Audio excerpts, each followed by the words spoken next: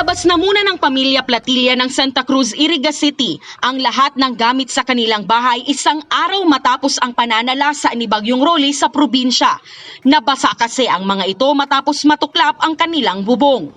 Kwento ng 61 anyos na si Nanay Filipinas, lumikas na sila bago pa man magparamdam ang masamang panahon. Tingnan mo nga, ma'am. Oh. Wala na kaming matulugan. Ipinangutang na muna nila ang pampaayos ng kanilang bahay. Pinili rin kasi nilang hindi na pumunta pa sa evacuation center dahil bukod sa malayo ito sa kanilang lugar, takot din sila sa banta ng pandemya.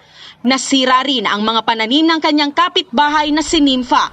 Nakikituloy muna sa ngayon ang 63 anyos sa kaharap na bahay. Aabutin pa raw kasi ng 2 araw bago humupa ang baha sa kanila.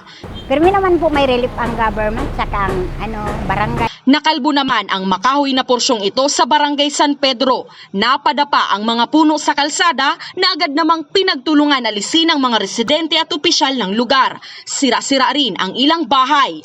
Halos si gabos na mga tao nasa evacuation pa, mga harong ninda, mga partially damaged, as in mas dakul ang nadistrosong harong tsaka pananong. Humupa na rin kahapon ng baha sa kahabaan ng Barangay San Miguel. Sa kasentruhan naman ng lungsod, bakas pa ang markang iniwan ni Super Typhoon Rolly, pero humupa na rin ang baha rito. Ito pong mga binaha, ito pong mga identified na din na usual na binabaha, itong flood prone, ini pong Salvacion, ining Santa Cruz Sur, San Francisco, San Jose, San Miguel, sa Francia, and part po kang San Roque. So dyan po sa Central Business District, siguro ako, height ko, lagpas pa sa kuya, dyan sa Central Business District. Umabot sa 9,100 na pamilya ang inilikas matapos ang preemptive at forced evacuation.